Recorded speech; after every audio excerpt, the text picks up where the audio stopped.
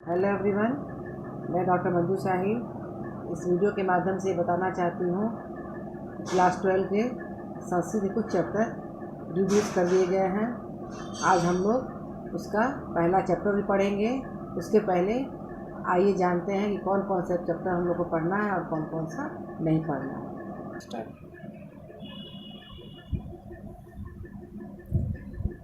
बच्चों, हमारे पाठ्य पुस्तक का नाम है भास्वती द्वितीयो भाग। ये क्लास 12 की बुक का नाम है और हम लोगों को इसमें से प्रथमा पाठ अनुशासन, तृतीय पाठ मातुराज्ञा गरीयसी और बीच में द्वितीय पाठ इसमें कट कर दिया गया है, इसे नहीं पढ़ना है। फिर पढ़ना है चतुर्थ पाठ प्रजा अनुरंजको नृपः, पंचमा पाठ द्वैवारिकस्य निष्ठा, षष्ठा पाठ सूक्ति सौरभम, सप्तमः पाठ न एकेनापि समम गता वसुमती, नौमा पाठ मदालसा और फिर यहाँ पे 10वां पाठ हटा दिया गया है। एकादशवां पाठ कार्य अकार्य व्यवस्थिति, 12वां पाठ विद्यास्थानानि। तो बच्चों, आज हम लोग सबसे पहला पाठ प्रथमा पाठ पढ़ेंगे जिसका नाम है अनुशासन। बच्चों, अनुशासन का अर्थ क्या होता है? अनुशासन का अर्थ होता है नियंत्रण, अर्थात नियमबद्ध आचरण। अनुशासनम पाठ का संकलन अनुशासनम पाठ तैत्तरीय उपनिषद के 11वें शिक्षावली से लिया गया है।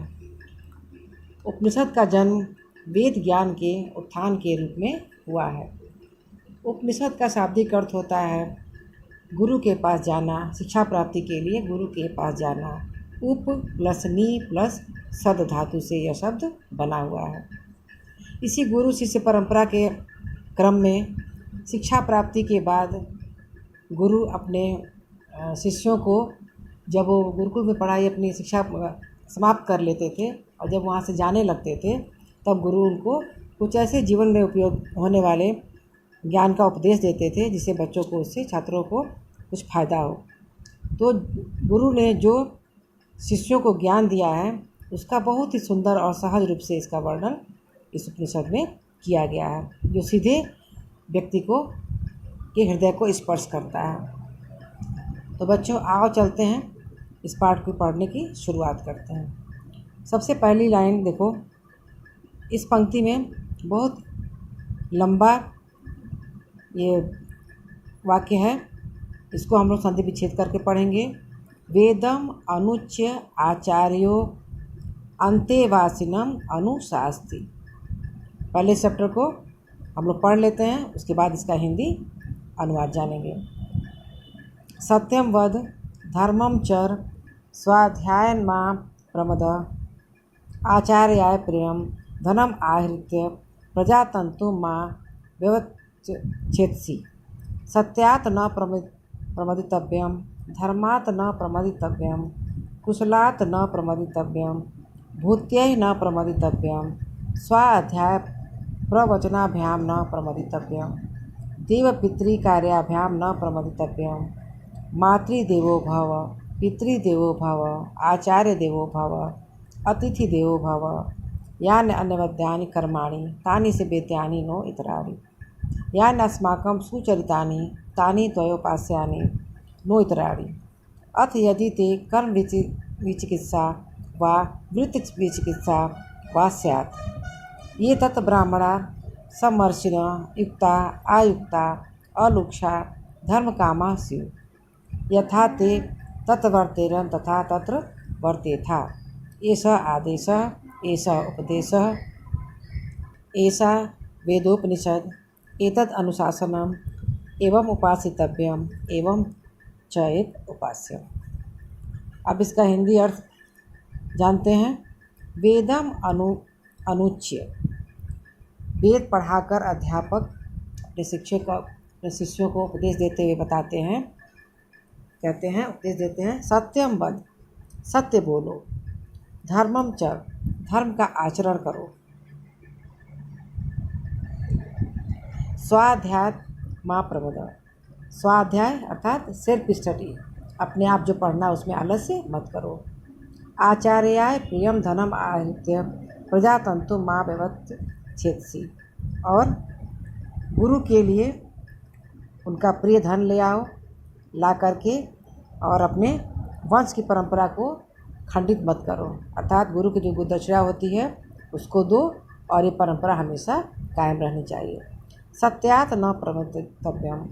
और सत्य बोलने में, सत्य कार्य करने में कभी आलस्य नहीं करना चाहिए, और धर्म में भी कभी आलस्य नहीं करना चाहिए। कभी भी सत्य बोलने से आदमी को हिचकिचाना नहीं चाहिए, और धार्मिक कार्य अपने जो हमारा धर्म है उस धर्म का पालन बहुत अच्छी तरह से करना चाहिए, उसमें भी आलस्य नहीं करना चाहिए। कुशलान न प्रमदितव्यम। और अपनी कुशलता का अपना भी ध्यान रखना चाहिए कि मैं कुशल पूर्वक रहूं, उसमें भी कभी भी आलस्य नहीं करना चाहिए, अपना ध्यान रखना चाहिए। भूत्या न प्रमदितव्यम। भूत्य का अर्थ होता है प्राणी। प्राणियों को हमेशा कष्ट नहीं देना चाहिए, उनकी रक्षा करनी चाहिए। स्वाध्याय प्रवचनाभ्याम न प्रमदितव्यम।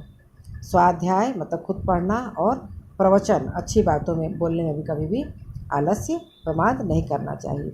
देव पितृ कार्याभ्याम न प्रमदितव्यम। देवताओं और पितरों, जो तुम्हारे पूर्वज हैं, उनके प्रति जो तुम्हारा धर्म है, जो कार्य है, उसमें भी कभी भी हम लोगों को आलस्य नहीं करना चाहिए। मातृदेवो भव। माता जो है वह सर्वोपरि होती है, माता को देवता के समान पूजना चाहिए। पितृदेवो भव। और पिता को भी देवता के समान की पूजा करनी चाहिए, अर्थात उन माता पिता दोनों का सम्मान करना चाहिए, उनके साथ कभी भी बुरा व्यवहार नहीं करना चाहिए। आचार्य देवो भव। और तो तुम्हारे गुरु हैं, जो आचार्य हैं, उनका भी सम्मान करो, उनको देवता के समान का भी सम्मान करना चाहिए। अतिथि देवो भव। और तुम्हारे घर जो मेहमान आते हैं उनका भी देवता के समान का स्वागत करो, और उनको देवता के समान पूजो। यान अनवद्यानि कर्माणि। और जो कार्य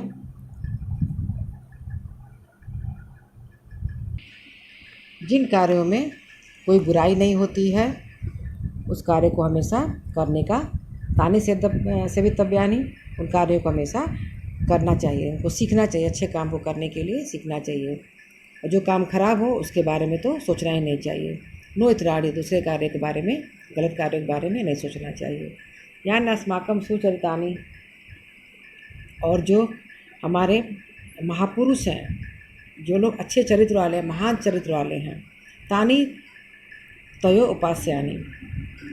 क्या करना चाहिए हमको?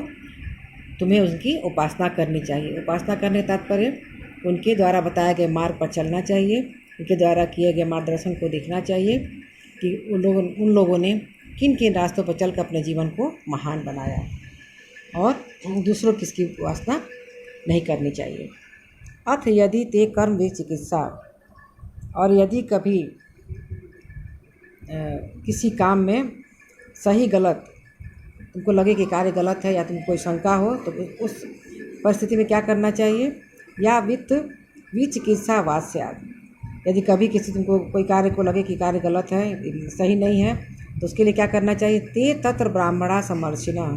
तो जो बहुत ज्ञानवान ब्राह्मण हैं, गुरु हैं, महापुरुष हैं, उनसे क्या करना चाहिए? युक्ता। युक्ता मतलब ज्ञान, और आयुक्ता मतलब स्वतंत्र फैसला लेने वाले।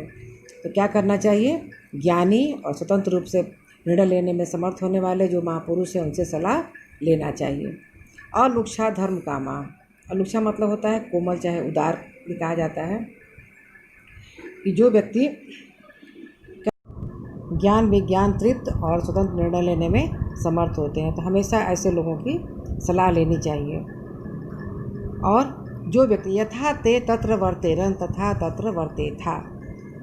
अर्थात जो व्यक्ति जैसा व्यवहार करते हैं उसके साथ वैसा ही व्यवहार करना चाहिए। ऐसा आदेश, यही आज्ञा है। ऐसा उपदेश, यही उपदेश है। गुरु शिष्य को बता रहे हैं कि यदि तुम्हारे साथ कोई बुरा बर्ताव करता है तो तुमको कौन सा नियम लागू करना चाहिए? सठे साठम समाचरित। दुष्ट के साथ दुष्ट का व्यवहार करना चाहिए, अच्छे व्यक्ति के साथ अच्छा व्यवहार करना चाहिए। यही गुरु की आज्ञा है, यही उपदेश है, और यही वेद ज्ञान का सार है। एतद अनुशासनम, यही अनुशासन है। एवं उपासितव्यम, यह उपासना के लायक है। एवं च एत उपास्यम, ऐसी ही उपासना तुम लोगों को करनी है। बच्चों, अब ये पाठ समाप्त हो गया। प्रथमा पाठ यहीं तक है।